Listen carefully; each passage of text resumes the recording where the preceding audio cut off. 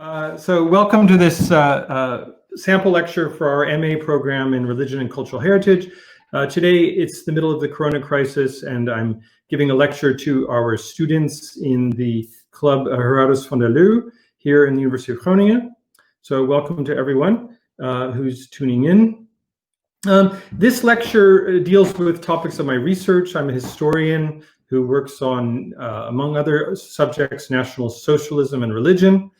And I'm very interested in the way that the heritage of National Socialism and the heritage of German religion figure into developments in Germany since 1945.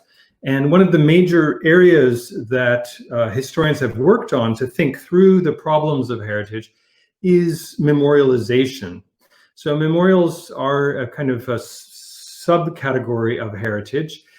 They're very much a created heritage where people, artists, politicians, social groups sit down together and try to work out how do we want to remember and how are we going to pour our memories and our politics into some stones or into a brass or bronze sculpture that will represent to the world how we see ourselves or how we want to see ourselves and how we are dealing with the past. So it's a really interesting area for historians, especially to work on, because we're always interested in what we sometimes call a history of the present.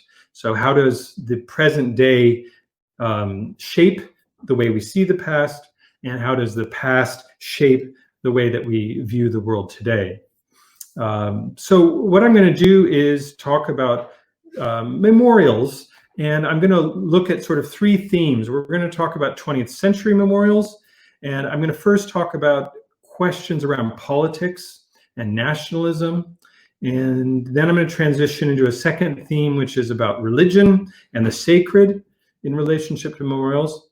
And then in the third section, we're going to zoom in on Holocaust monuments, Holocaust memorials, as a kind of specific genre of memorial, and try to combine these things, politics and religion, in thinking about these memorials. So without further ado, the question is, why do people build monuments, right? What are monuments? I show here in this picture probably one of the largest monuments that one could imagine. This is Mount Rushmore in the United States, and we see 4 presidents. This was, I think, initiated in the mid-1920s, may have lasted a decade to complete. The question is, why blast away a mountain and have these enormous men on the hillside? Memorials are often about the dead, right? Dead men. In this case, why do we want to memorialize dead people, dead men? This is something we're going to wrestle with in this lecture a little bit. The dead are obviously a group that is very close to religion. Religions are always wrestling with the problem of death and where do the dead go and who are the dead and how do the dead relate to the living.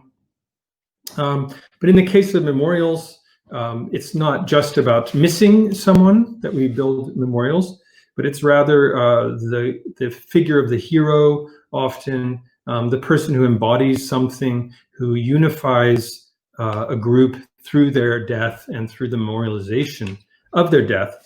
So in the 20th century, the community that is often the target of a memorial is the nation.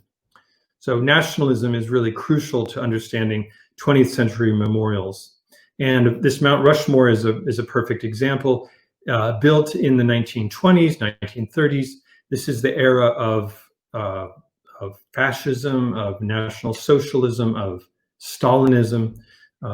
These are all regimes that glorify in the big man, the great leader, and also regimes very interested in death. So Mount Rushmore fits into that historical time period. So we'll start just going back a bit and looking at earlier monuments. So here we see, I think I've misspelled it, Jan Willem, 1711, somewhere in the Netherlands, And on the left and on the right, we have Luitpold, the Prince Regent of Bavaria in 1913. So we see a 200-year period between these two. They're quite similar, an equestrian statue in bronze, a great man astride a horse, both recently dead figures being celebrated. What do they have in common? They are kings, or in the case of the Bavarian, a regent, Jan Willem, perhaps the Stadtholder in the Netherlands. But we're seeing these great men as embodiments of their kingdoms. So an incredible stability, really, I think, here in the memorial culture over 200 years. Now, with the First World War, we start to see dramatic changes in the memorial culture. So on the left, there's a memorial from my old university, Queen's University, and it's out front of the university, and it shows a fallen hero. So a young man who has died in the First World War, and he is being given in his dying moment the wreath of victory, the laurel wreath of victory by this angel. He's still carrying his sword, and he's about to expire. On the right is a more famous monument, the Cenotaph in the UK, in London. And this is a quintessential 20th century memorial. It memorializes the dead, the many dead that have given their lives for the nation in the First World War. Now, with both of these monuments, we can see that within the space of very few years, from 1913, we saw the Prince Regent, to the immediate post-war period, 1920s, there's a dramatic change in who is being celebrated. Now, the dead in these First World War memorials are the soldiers. So we're no longer celebrating the leader, we're celebrating the soldier. So this is really a sign of the democratization of memorials and of the nation being really a democratic nation, a nation of the common soldiers. If we keep moving, we come to a German memorial in Bavaria, in Munich. This was also built in the same time period of the Weimar Republic, the 1920s, and it shows a soldier in a grave, in a crypt. It's very abstract. We're moving into the realm of abstract sculpture, and it looks like it could be a coffin being carried, or on a raised dais, and the soldier lying in state. And the inscription, if I don't remember incorrectly, is "He will rise again," or "We will rise again." So there's a notion of resurrection there in the statue and in the entire sculpture. And if we just continue, we come to these two monuments, which were Nazi memorials for the dead. And what's quite interesting about the Nazi regime is that they were very keen on the dead soldiers that they anticipated having in their wars. So they were designing memorials for the dead essentially before the people were even dead.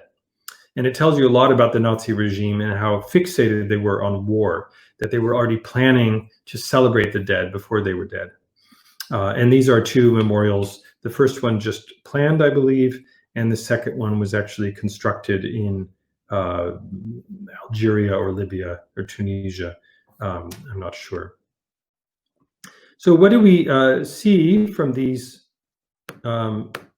slides? We see that in the course of the 20th century, there's a transformation of the function of the memorial, and we move away from the great man, the regent, the king, and we move towards a more democratic orientation and a more clearly nationalistic use of memorial culture to celebrate the heroes, the dead heroes. So the dead are being very clearly politicized in this memorial culture.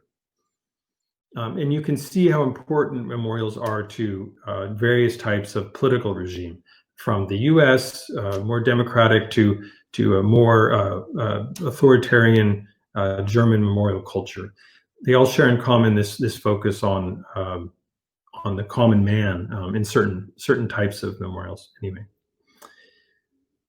so just continuing. Oh, and by the way, if you need to interrupt me, if you have a question, just turn on your mic and jump in, okay? Because I can't actually see right now if you raise any questions. So just feel free to jump in if you have any questions. Okay, so that was the first topic, sort of politics and memorials, nation and memorials. And now I wanted to talk a little bit about religion and memorials. So we see an interesting development in the field of religion and memorials in the 20th century. And I wanted to go into that. Let me go back for a second. So what's interesting is in the 20th century, we see what I would call a secularization of memorials. Now, secularization, of course, is one of these tricky terms which has multiple interpretations. And the one that I like is that secularization is a transposition of religious material into a secular realm. Okay, so it doesn't necessarily mean a disappearance of religion or the sacred. It could mean a transference of the sacred. And I think when we look at sculpture in the 20th century and memorial sculpture, we can see a sort of a transformation of sculpture moving from the sacred to the secular and the secular to the sacred. So that's what I wanted to look at with you briefly. So here's an example going back again to the early modern period. Two examples of plastic sculpture from one King Willem from the Netherlands, being celebrated here in a sculpture from the 1730s, and on the other hand, a crucifix in ivory, and I don't know from precisely where, but it's the same time period. And if we look at these two together, we could see that the statue of the king is in some sense perhaps secular. It certainly represents the realm of the purely political kingdom of the earth, governed by the king, and then the other we have the divine, the sculpture representing Christ. Now, both of them are in a sense realistic. They share certain aesthetic similarities, but they have different functions. They are located in different spheres.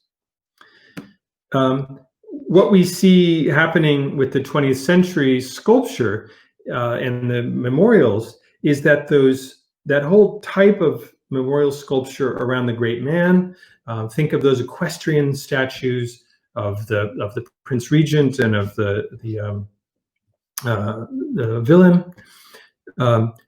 They've now, in a sense, merged somewhat with the sacred sculpture in some of these 20th century memorials. So here we see a memorial that is combining these kind of sacred elements, the angel, obviously, and the hero who's about to die and be resurrected in some sense. That's combining these two types of sculpture I just showed you. These two spheres are intermingling. So I think that that's quite a significant development in 20th century sculpture around memorials, that they really infuse the secular and the sacred in the same sculpture. Other examples, here's a Dutch example, a military war cemetery in Gebbeberg, which I've never seen, but I found the image and it was interesting. And it shows obviously the crucifix behind the headstones of the war dead. So it combines this kind of national memorial culture with this Christian iconography and suggests elements of Christian redemption around this celebration of the war dead. What's also, I think, fascinating with memorialization is that some of the most imposing sacred sculptures in terms of memorials were built by atheists. So the Soviet regime had some of the most bombastic memorials that you can imagine. And when I take students on field trips to Berlin, we always go to the Soviet monument in Berlin that was built just after the Second World War in 1948. And this is, I recommend everyone go if you're ever in Berlin. It's a really fascinating monument. And let's just have a walk through it. So when you arrive at this site, which is in a park outside of Berlin, you enter with this figure of a mourning woman. So there's a woman there who's sort of a classical figure in mourning the death of her son. We can only imagine. And then we walk down from her into a very low pathway, and along the pathway are these friezes with images from the Second World War. So on the top we see a soldier kissing the Soviet flag, and then as we walk along we see images of the Red Army, all there marching together, following the flag. So the whole story is then told. And towards the end of this sort of downward path, so we've gone from the mother down into the period of the war, the tribulation, and death. And then we come up at the end of this memorial. We walk up and we rise up to a sort of scene of resurrection and redemption. And that's the soldier on the right. And here's a close-up of the soldier. So the soldier here is standing on the swastika, on the hooked cross of the Nazi regime. He's just triumphed over Nazi Germany. He's holding the sword, and in his arms he's holding a child. And the Soviets always prided themselves on saving children. So it's something of a national myth that they would protect even the German children. And it's all part of their image as hero. So it's quite a fascinating example of this sacred in sculpture, precisely because it's an atheist regime that built it.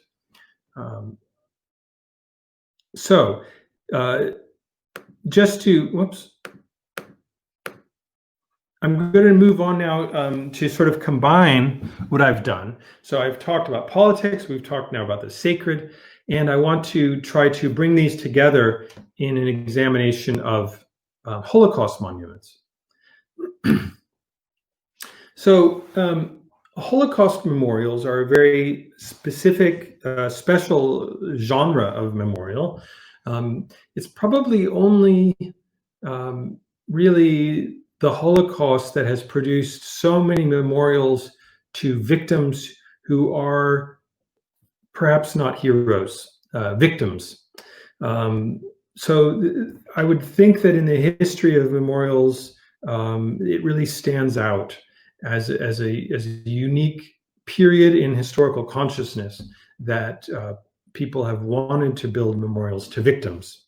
And it says a lot about our recent past and our contemporary culture that this has happened. It also says something about the magnitude of the Holocaust as a traumatic event in history that these memorials have been built.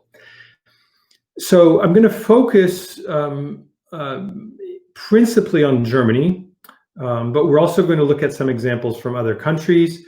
And it's a wonderful way to sort of see how different national contexts, different religious contexts enter into memorials, and how the memorials have different functions depending where they are. And we also are going to see an evolution over time in terms of the development of the memorials and where they've gone. And for the scholar, the question is then, what does the change in the design of the memorials tell us about historical consciousness and about this problem of crime or trauma associated with the genocide, particularly against the Jews in Europe, but there are other Holocaust monuments as well.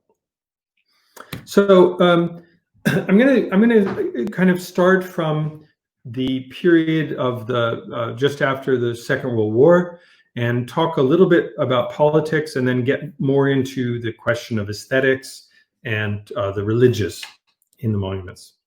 So just to start out on politics, there is a very clear political use of the Holocaust. Germany is divided into two countries. East Germany is a Soviet satellite regime. It's a communist regime. The West is associated with the UK and the United States in particular, and it's a liberal democracy.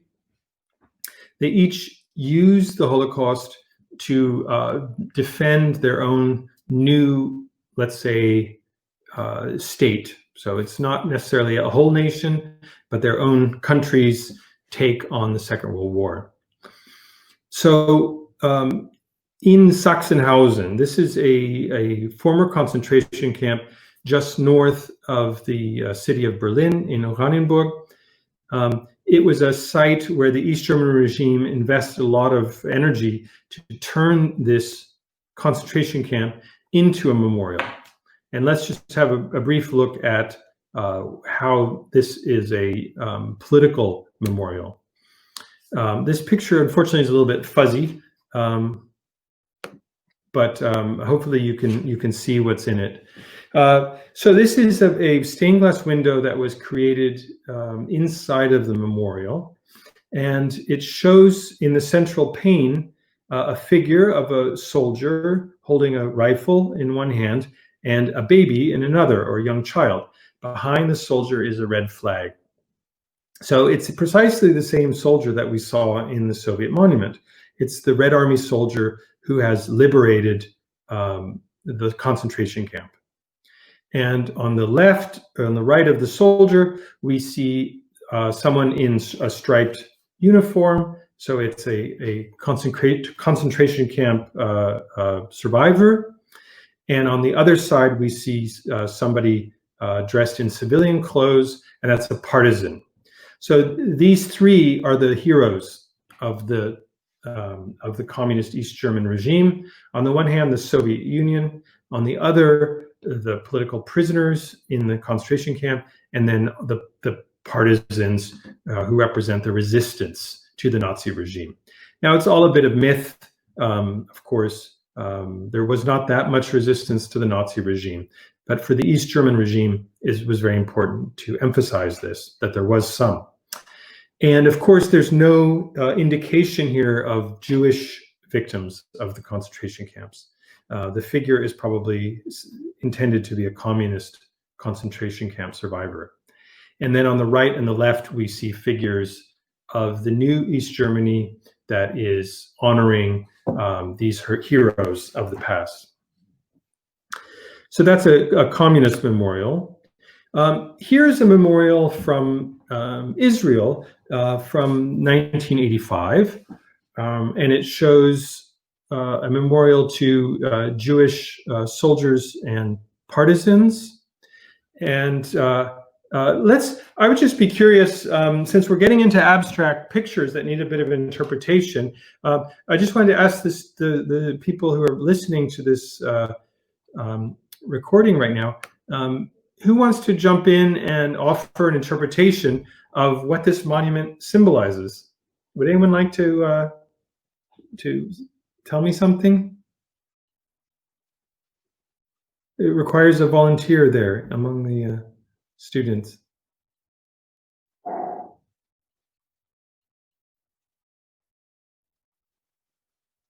Ilse, Marco, whoever else. What do you say? I see that Erika said in the chat that she sees the Star of David in the center. So she right. Okay, there's the Star of David, but interpret it as a monument. What makes this? What's the message of this monument? It's abstract. It doesn't tell you what to think. You have to figure it out. Don't use the chat. Just jump in and say something. I think maybe the power of the Jewish people, that that they suffer a lot, but they had pain like a sword between crossing the David Star, but they are strong like stones and surviving all the Holocaust. Great interpretation, right? So it's about survival and strength. There's the sword that is coming up, but the stones are somehow strong. Now, sculpture, modern abstract sculpture is always ambiguous somehow. Is there any ambiguity in this kind of sword? Whose sword is it? What do you think? Somebody. You have to jump in. Come on, people. Can be God's sword or the German sword. I'm not Okay, sure. nice. Could be God's sword, the German sword. What makes you say God's sword? I'm not sure, but it's going from the earth to to heaven. But like, yeah, I'm not sure. That's a nice interpretation. Okay, it could be the German sword, right? Splitting the Star of David. It could be the God's sword, going towards heaven. It could be the Israeli army, or because it's a memorial to Jewish soldiers and partisans. Okay, so it could be the partisans' sword. The stones, could be the strength. So it's an interesting sculpture. What has been written about Israeli memorial culture around the Holocaust is that for many years the Israeli nation had trouble with the Holocaust because the Holocaust was interpreted as a moment of weakness of the Jewish people, and the Israeli government did not want to celebrate victimhood. So the idea that there's a lot of strength being manifested in this memorial, I think, is significant and tells us something perhaps about a specific Israeli memorial culture. Great. Okay. So let's just keep moving. So I want you to, when you see these pictures, to try to interpret them, because it is up to the viewer to make meaning. Okay, that's something about modern sculpture. All right, so we're moving into the next topic, which is this question about the aesthetics, right? The way that the memorials are designed, and I want to go back to that question of secularization. Okay, so as I was suggesting, secularization can be about the movement of material or energy or ideas or discourses from the religious to the secular, okay? But it can also perhaps even have elements of the secular moving towards the religious. And I think that we can talk about this in relationship to the Holocaust memorials, okay? And that's what we want to look at now. How do they develop over time in their design? And how might that be seen as a type of secularization, okay? So let's have a look at that. All right, so here's an early Holocaust memorial, and this was built in Warsaw in 1947 by a Jewish sculptor named Natan Rappaport. And it's a sculpture, I believe, to the resistance, the uprising in the Jewish ghetto against the Nazi attempts to exterminate the Jews in the ghetto. So this is a scene that is often celebrated, or this event celebrated by those who want to point out moments of resistance by Jews to the Nazi regime. So just looking at this image, I think we can see elements of these earlier sculptures from the early 20th century. The figure there of the person, the central figure, he's somewhat hungry. Okay, we see his chest in order to show that he's starving, but he's also very masculine. He's got a very strong face. It looks like he's carrying a hand grenade. So we see victims, yes, but there's a great deal of heroism. We see a woman here with, it looks like a submachine gun, so a partisan. They're very forceful, strong figures. So this goes very much in the tradition of the great hero. So in this way, it's not focused on victims in the same way. So that's 1947. So let's go ahead. So here we are now in 1965, I believe. Let me just check the date. Oops, wrong one. I'm trying to get my thing to go away. Okay, so here's one where I would like you to again jump in. 1968. So this is a sculpture by Nandor Glied, and I don't know where he is from, but it was built in two locations. There's one in Yad Vashem, which is a Holocaust memorial in Jerusalem, and there was another version of the same thing built in Dachau in Germany at a concentration camp.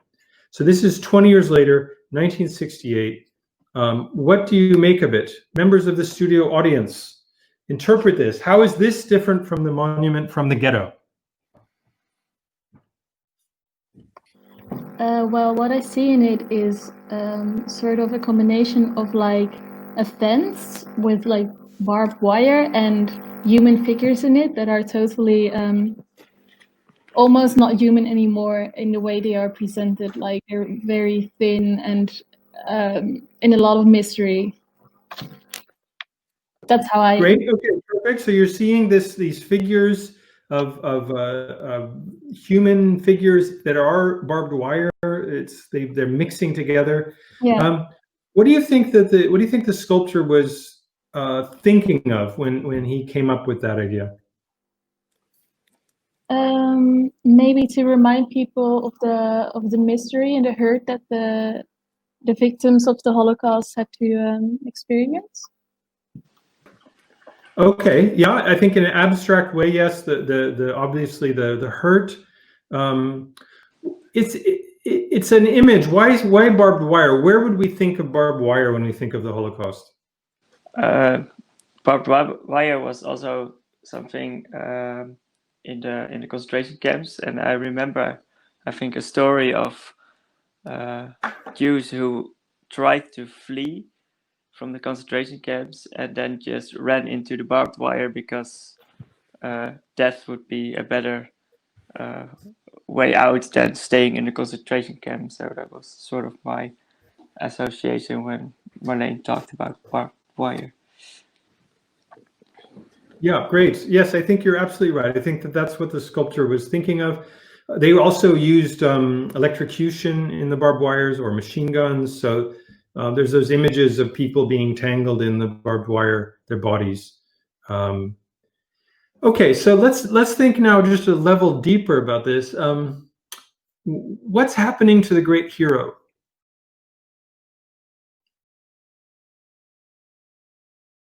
Somebody else. What's happened to our hero? I mean, sculpture memorials are about heroes generally.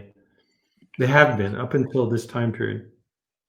Here you see common people suffering. There's no hero. Okay, there's no hero. Why do you think, what's happened to the realism of the figures? Are these realistic human figures? Not really. But if you see, you can see that there are like people who didn't eat, and that's some pictures that we saw from the World War, from the concentration camps, where people were dying like these persons. Yeah. Yeah, it's a very interesting phenomenon with the memorials from the 1960s onwards, is that the realism disappears and is replaced by abstraction. And the question there is, think about this in terms of the sacred, maybe. Does this abstraction make these more or less sacred in your mind? What do you think? I think it can be both, because on the one hand, when you take away some of the realism, maybe it feels more untouchable. When you saw the previous memorial, you clearly saw humans and you could clearly connect to them in a sort of way. However, when you see this and this more abstract, I think it captures the fact that it was about millions of people who were very diverse and varied. So on the other hand, you can imagine how that it was a large body of humans in some sort of sense. So I think you could sort of connect with them based on what level you think. So say that again. You could connect with them based on what you think? Yeah, it depends on, I think, your viewpoint, because on the one hand, this really shows the misery and also different humans, sort of the large body of humans, the millions that were affected by the Holocaust. And on the other hand, the previous memorials had that very specific thing that's also very touching. So I think it depends on the person who's viewing what is more connecting. Okay, yeah. Well, here's an interesting thing. Why would the sculpture want you not to connect? Okay, because if you see a figure like the one before, let's just go back for a sec. So if we see these ones, we can connect with them because they're heroes, because they're humans. They're individuals.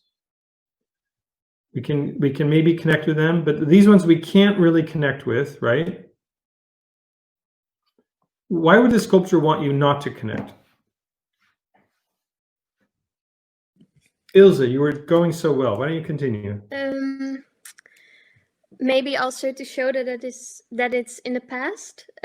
Also that when this is in Jerusalem, that the Jews moved on from the Holocaust and yet they move forward and they go into a better world than is presented in the sculpture, maybe. Okay, yeah, good. Anybody else? Can you hear me? Yeah. Okay, so I think because it's something abstract, and it's so inhuman what the Jews have suffered, it's not something Maybe that we also are supposed to relate to. if you present the persons in the memorial as victims, that's not really what the sculpture wanted to be, this memorial to be, and that they would rather don't want you to connect to the victims, and like Ilse said, rather would move on into a better time and a better place. So okay, yeah. Wait, somebody was speaking before who didn't finish their thought. What was that? I finished my thought, but I'm not sure if you heard me. Oh, then say it again, because I didn't think I got it. I think it connects to what Ellen says, that I think it's abstract because what the Jews and Sinti and Roma and whatever, what they suffered in the Second World War is something really inhuman, and that is not something for us to connect to, because it's the previous one from the people in Warsaw we can connect to an uprising and to people doing a good thing in a bad time. But this inhumane suffering is something that we hopefully will never see again, because it was so weird, to put it mildly, that something abstract is the best to cover it. Good. Okay. Yeah. So I think all those points are valid. There are. This is again the change in consciousness. But I think since the 1960s, there's a notion that this is a sort of special crime in the history of humanity, right? So that there was a sense from the 1960s, and this is again historical consciousness, that this was a crime that was set apart from other crimes in terms of the horror and the seriousness of it. So in a sense, making these abstract sculptures that don't allow you to identify with the figures, it's part of sort of signaling to the viewer, this is so horrific we cannot even show it, in a sense, I think.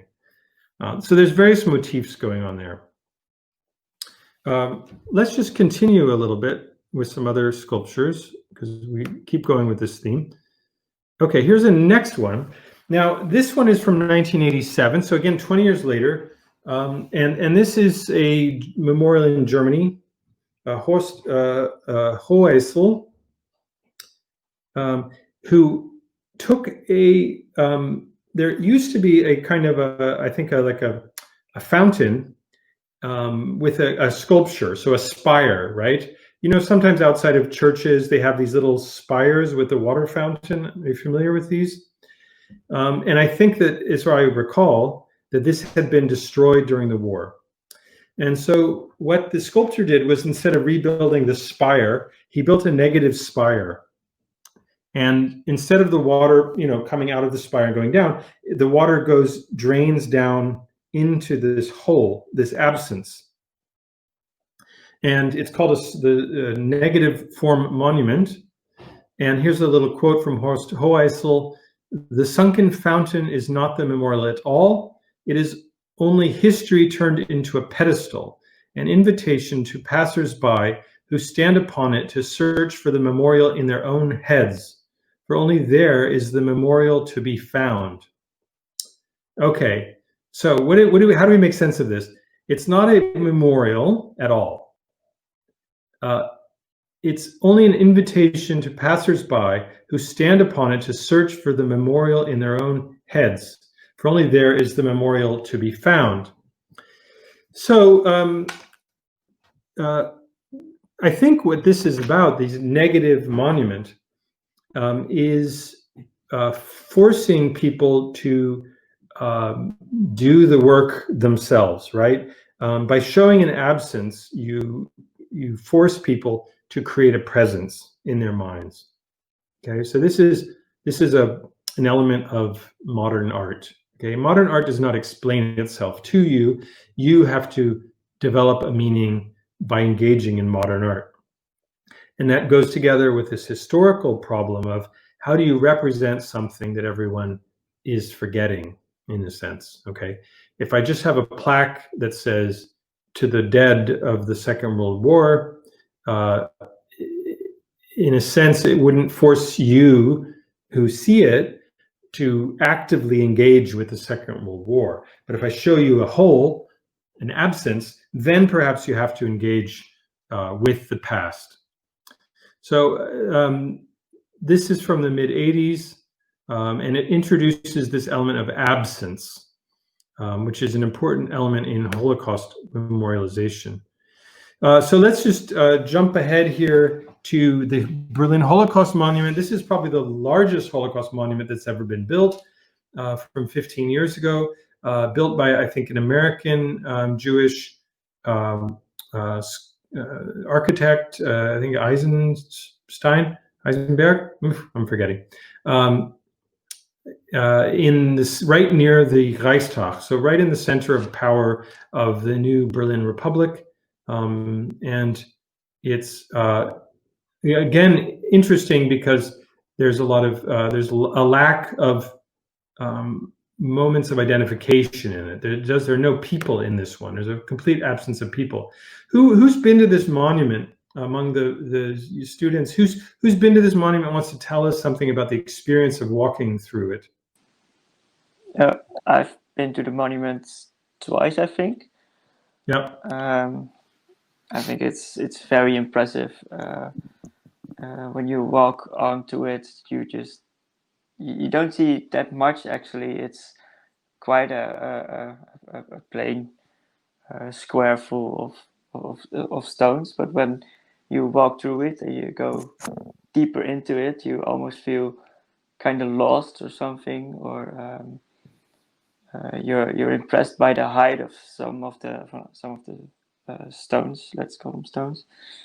So it's very impressive, and I think it needs to make you feel very small, also in comparison to the event which it tries to memorize in some sort of way. Okay, so it creates an experience that has an impact on you. Again, this is an element of modern sculpture, but you have to engage with it. In this case, you engage physically with it. You walk through it. It's ambiguous. We don't know what these stones are. Are these coffins? Are these gravestones? There's also who else? Somebody else who's been there. What's the ground like when you walk? Does anyone recall? Yeah, it's shifting. It's not level all over. It gets deeper when you go in, and then suddenly there's a bump that brings you up again. So it's a bit disorientating. Okay, it's disorientating. Why do you think the architect wanted you to be disoriented also physically in there? For me, I think it makes you feel like you're in a maze, which you're not sure which way you came from and which way you are going. This is a bit of a side note. There's in the Jewish historian museum in Berlin, there is something similar. With they have a garden with huge stones as well, which is do you know what I'm talking about? Yes, we're going to have a picture of that soon. Oh, okay. That's the same idea, I think, because that is tilted as well, and it's a bit disorientating. You're not sure where you're going. So I think the architect meant to give you that experience. Yeah. Okay. So it's unsettling. Again, it forces you to think through this kind of physical reaction to the monument, and you have to create your own meaning, right? So for me, when I walk through it, I think of Germans, either Jewish or non-Jewish Germans, kind of slowly entering into the Third Reich. Initially there's a bit of anti-Semitism and the stones are only up to your knees, but eventually you're in over your head, right?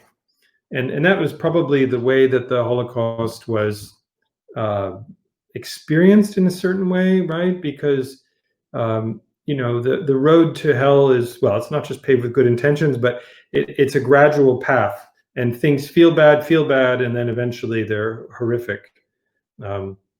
So that was my own interpretation. But the important thing is that these sculptures are open to interpretation. Okay, let's keep going. All right, so here is something built again fairly recently in the 1980s, and this is a very famous memorial, the Vietnam Memorial in the United States. So misspelled, by the way, Vietnam. So the Vietnam War, as you probably know, was very traumatic for the United States, not just because of the number of people killed, but also because the war went on very long and was in the end lost. So people, I think, began to mistrust their government because of this war, because they didn't understand the sacrifice, and they became concerned, many of them, that this was a kind of imperial war that was just about, it wasn't serving their own interests and wasn't helping the Vietnamese people. So this monument is completely abstract, right? There's no figures in it. It has this, it's just this I don't know what it is, granite, this black stone that is cut down into the earth. So again, you physically move into it and you descend, and then along the walls are just printed the names of the men who died in the war, the soldiers, the Americans. And apparently it's a very moving monument for the people who come there to honor their families. So it's a very democratic monument, but it's also very abstract. And it works with this issue of loss through abstraction, lack of a immediate person to identify with. So Dan was mentioning the Jewish Museum in Berlin. So this museum is itself a kind of Holocaust memorial, because it was built by another famous architect, Daniel Liebeskind, and he worked through themes of the Holocaust and trying to come up with the right design for a Jewish museum. So you can see it's very abstract. The outside is very kind of harsh. Here it is from the air. It's also in Berlin. It's not far from the Holocaust Monument. So on the one hand, this is supposed to be a kind of taken apart Star of David. That's what it apparently shows. And it's a museum to Jewish history in Berlin. So, here's the thing, right? I mean, Jews have lived in Berlin for hundreds of years. They have a history there. But how do you create a museum for a people that have been largely killed, right? So, and what does it matter if the Jews have a history in Berlin, given that most of that historical tradition was just cut off, right? And so Liebeskind was wrestling with this issue. How do I represent the end of history in a historical museum, right? And how does he do it? So he tries to combine these tasks. And one of the really, I think, most interesting things is this this particular little site here. The museum has lots of what he calls voids, right? Absences. So these spaces of nothing. And the spaces of nothing are representing the interruption of history. And it's not like there's a meaning to the Holocaust for the Jews, right? The Jews of Berlin simply ended in terms of the history of the city. Obviously, some survived, but nothing compared to what was there. We have the same problem in Groningen, right, with the Jewish population in Groningen. Most of the Jews of Groningen are from somewhere else. They're not the original inhabitants who were mostly killed in the Second World War. So in this particular void, there are all these discs. You can see these metal discs with faces on them that are cut out. And I don't remember the name of the artist who designed these. But has anyone been in this room? Volunteers from the audience, from the studio audience. Has anyone walked over those? Yeah, I did. So Dan, what's it like? What's the experience? For me, it was pretty uncomfortable because, well, you're supposed to walk over them, but it's like, because I was like, these are faces, so it's a bit weird to walk across them, and the sound that they make when you walk across them is terrible because I don't know what happens, but because of all the concrete, it sounds really bad or really terrible. So it's an experience, but it's not a fun experience. Okay. And why do you think the sculptor created them? What was the intention, do you think, of the sculptor, to have you walk on them? And okay, it has something to do with the Holocaust. What? Well, I think to create the uncomfortable experience I just mentioned, because if you think they're people, and I think most people do, you're not really, when you walk across them, you're not really considering them as people, because you won't normally walk over people. But in the Second World War and the Holocaust, people were treated like they were nothing, like, well, metal discs on the floor. Okay, so it's in a sense recreating it. And why do you think the sculptor would want you to be walking on them rather than someone else walking on them? Why does the viewer have to walk on them? I have no idea. Somebody else, jump in. Why do you think as the I sculptor remember, it was people to be walking on them? when I've been there also, and the whole experience of the museum is sort of that you experience the museum as being in some sort of Jewish prison. I think there's also a back room that has only this small window in the top of it that gives the only light.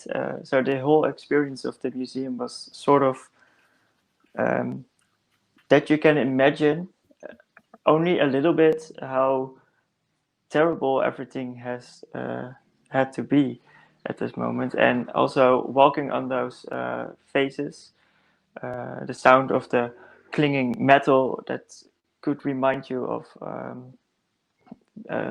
the clinging of the chains that Jews should have worn or something. Very focused on the experience of the viewer to imagine how the Jews who should have felt at that time. Great. Okay. So this compelling the person to engage with the sculpture, to have a physical experience, and to have to interpret the physical experience. So these are all elements, I think, of the modern abstract sculpture that is going on here. So let's just keep moving. I see that we've been busy here for a good 50 minutes. Okay, last monument in Berlin. This is the book burning monument. So this is across from the university where I went to do my MA, the Humboldt University.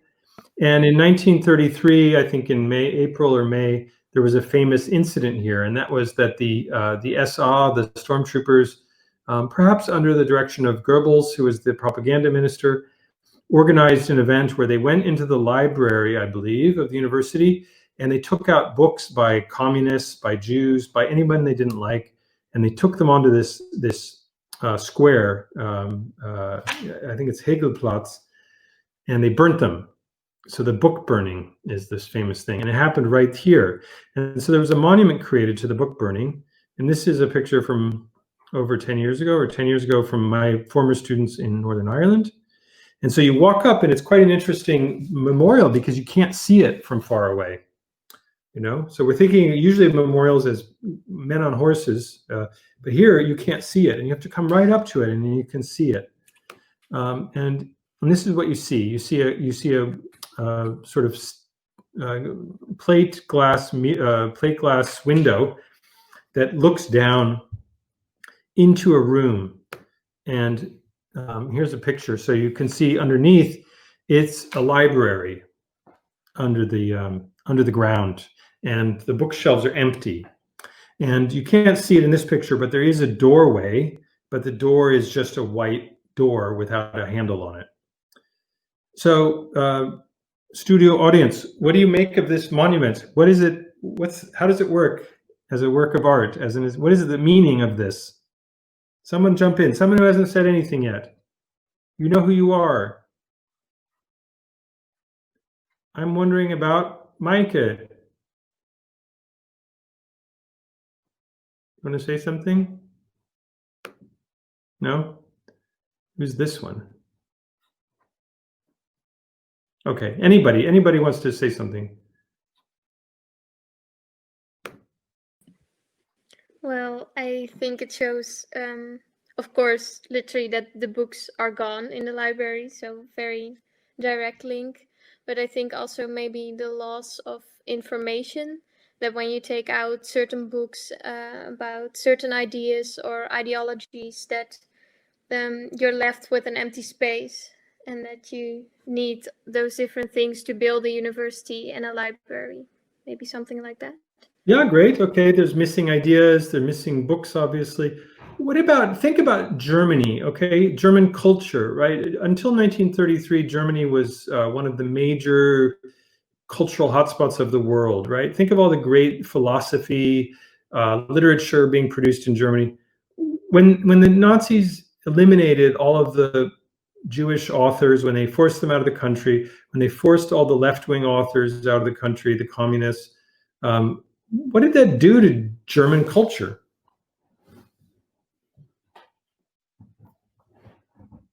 Anybody? How is that symbolized here? I guess I answered the question. Did I? I did. Okay. So, but I mean, in a sense, it's again about this, like the Jewish Museum is, how do you symbolize the fact that a whole rich history just disappeared, right? And this is also about absence. So this, to sum up, this abstraction in memorial art in Germany in the 20th century increased after the 1960s. So by the 2000s, when this was also built, the 2000s is full of these sculptures about absence. And we don't really have time to go into it, but you could ask about the sacred element, okay? Because absence is about the inability to represent something that is lost, a trauma, of violence, right?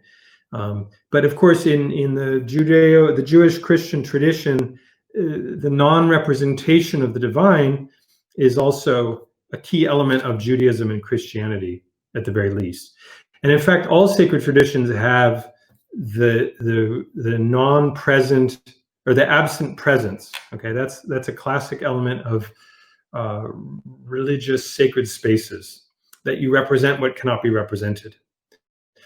In that sense, I think even though there's a kind of identification with heroes, right? We've lost the ability to identify with heroes. So that could be seen as a kind of secularization, right? We've lost the power, the sacred power of the human body that's represented. Think of the crucifix, right?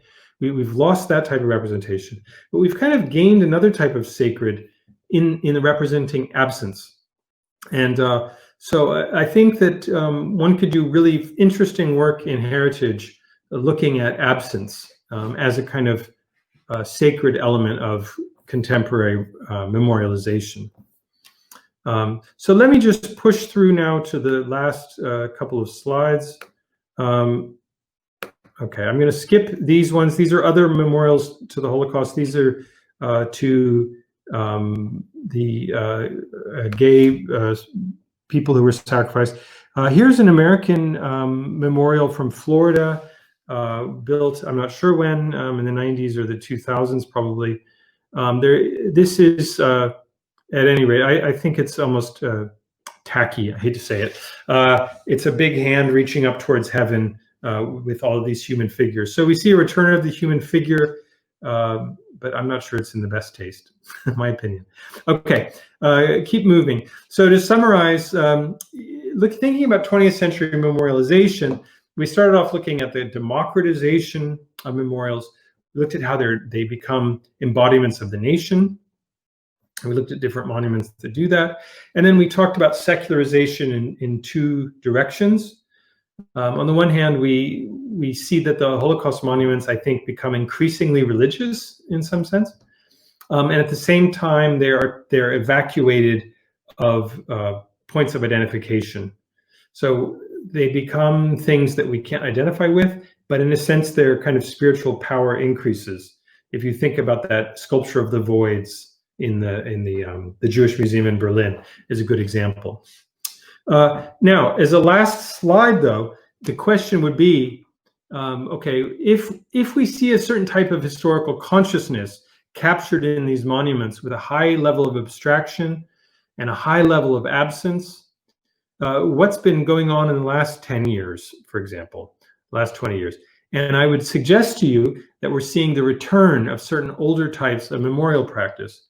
And I'll just give you a couple of examples.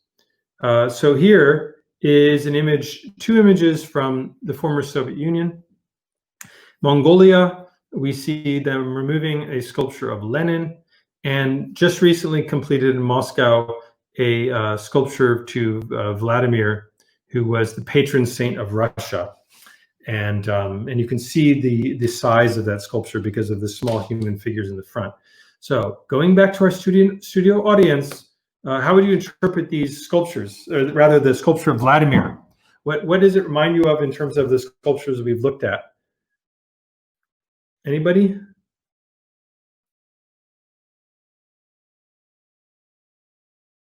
Quick, volunteers. Erica, are you still there?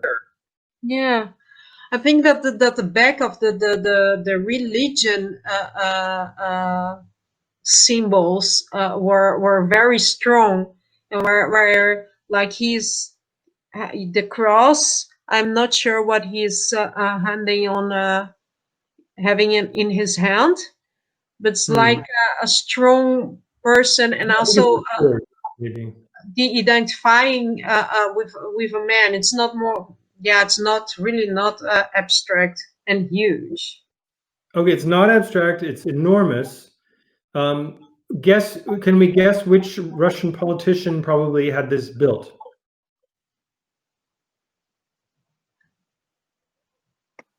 Nobody? Putin, maybe? Yeah. So that's the only one I know.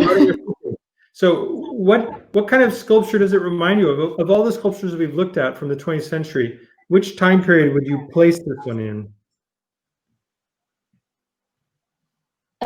Time period before World War I, when the nation was glorified through monuments such as this, and that they kind of functioned as an embodiment of a kingdom. Yeah. Okay. So it's a king. Yeah, it's a kingdom. It's also, of course, a religious figure. So it combines the sacred and the secular, right? So it's a bit combining again. So in this sense, it does fit in the kind of nationalist type of memorial.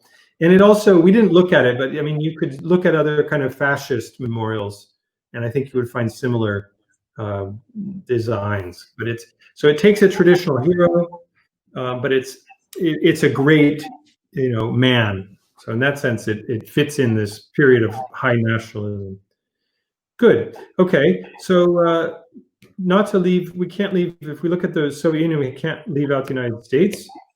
So here's some more recent memorials from the United States. One is to Martin Luther King. The one below is either the Korean War or the World War II. how are these different from the Vietnam Memorial? Who wants to say something? They got faces. They've got faces and yeah. Anything else? I mean, what does it say about memorial culture, maybe, that they're putting faces on the sculptures again?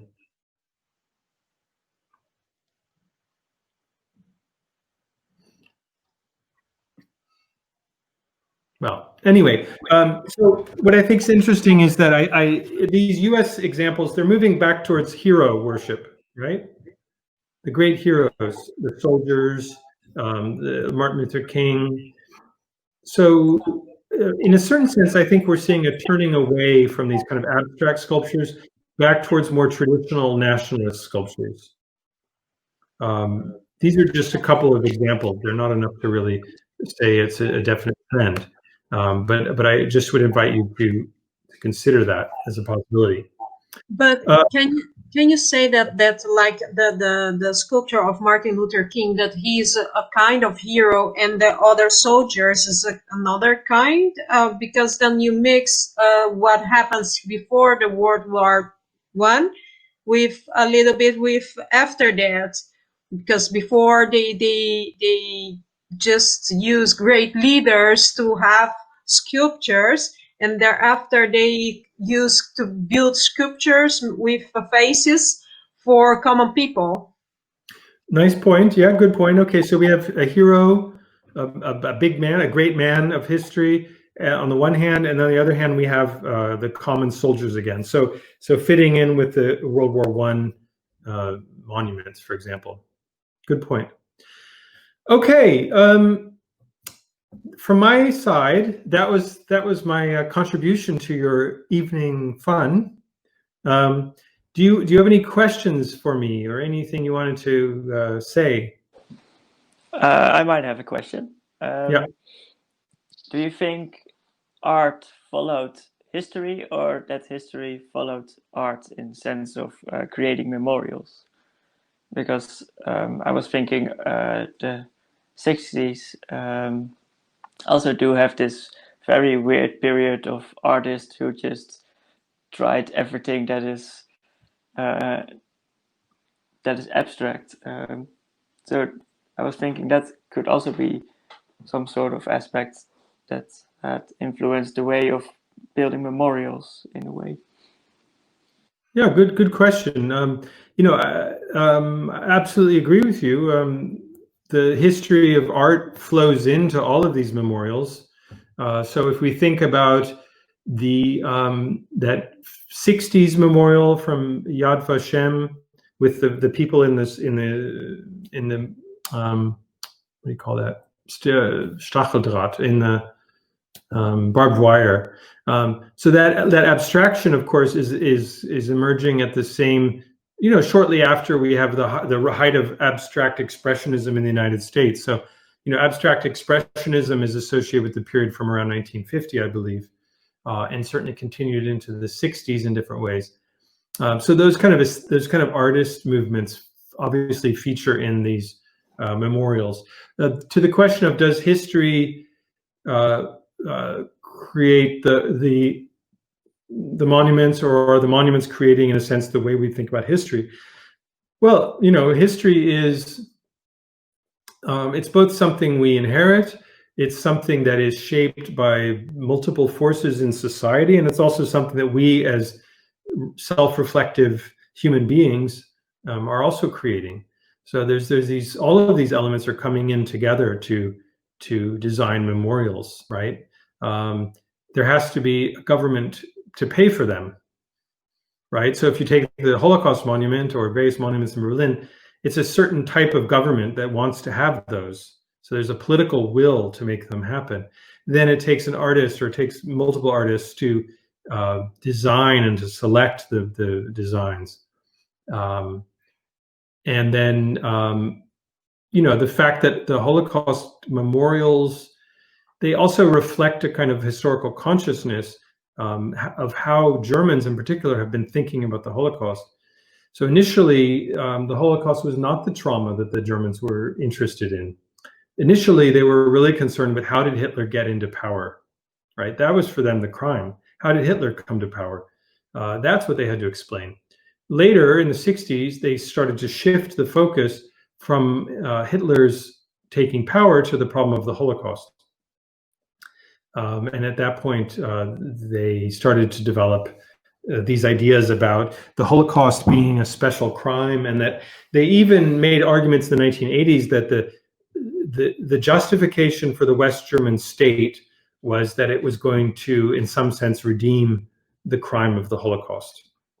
So the German phrase of Wiedergutmachung, right, to redeem the crimes of the past, that became a mission of the Germans, or the German people in the Federal Republic, and that lasted a long time. So for many people, the Holocaust was not a good thing, but it was good that Germans were dealing with it, and that kept them on the side of democracy and so on. So anyway, long answer to your question, Marco, but I think we have to say all these factors are shaping memorial practice. Anybody else? Thank you.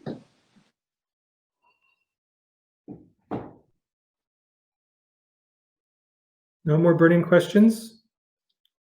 So just as an advertisement, if you ever take our MA in Religion and Cultural Heritage, in my class on memorials, we look at the memorials to the Holocaust in Groningen, right? So how many of you seen the Holocaust memorials in the Vlokkingenstraat? Has anybody seen one there? Do you want to tell us what it is? I think I've seen them. Do you mean like the stones on the sidewalks with the names of the Jewish people that used to live there? Yep, right. The Stolpersteine. Yep. Yeah. Has anyone seen the door there? Yeah, Right across from the you mean synagogue, the there's door a in the door. coffee shop at the Yeah. start of the street? Yeah. Describe that and interpret it. Well, it's the form of a door, but there is no handle, and there's nothing behind it because there's a coffee shop. I think it has something to do with the Jewish history in Groningen, that is locked away because we can't talk to the people who were deported anymore. But that door symbolizes that they were actually there. Good. Yeah. So you can see how it fits in the design of the book burning memorial and the Holocaust Museum, or the Jewish Museum. And does it work for you? Who else has seen that door? Anybody else? Right across from the synagogue. Nobody? Okay. Have a look at it. But I think it's interesting because it's not very visible. Don, do you think it's a good monument or not? I'm not sure, because like the book burning monument you said, it's not obvious, but people know it's there and they actually go see it. But because the Vlokkingenstraat is such a busy street and people just walk and cycle past it every day multiple times, I think a lot of people don't know it's there. So I'm not sure. Yeah, but then again, the location is good because it's in front of the synagogue. So I'm not sure, but I think. But does it work for you? Do you get it? Do you get the same kind of emotional response you get to the Jewish Museum or to the Holocaust Monument in Berlin? Yeah, it's the same experience, not as extreme as the other two you mentioned, but yeah, it's the same idea for me. Yeah, I agree with you. The same idea, but I guess I find it not as effective. And I would invite everybody who's watching this to go look at it next time you're walking by there. And because of course every work of art, just because it has similar ideas doesn't make it good. So I'm just not sure it's the most effective monument. I don't want to say anything bad about the artist. Maybe other people find it very good. But certainly I think the ideas behind it are familiar to me from these others. Okay. Ilse, do you want to, maybe, unless there's more questions, perhaps Ilse wants to say something. Yes, definitely. If there are no further questions, I want to thank you so much for giving this lecture, for giving us your free Tuesday evening. And I think if I'm speaking for myself, I really did enjoy it. And it's a very good promotion for the master also, I think.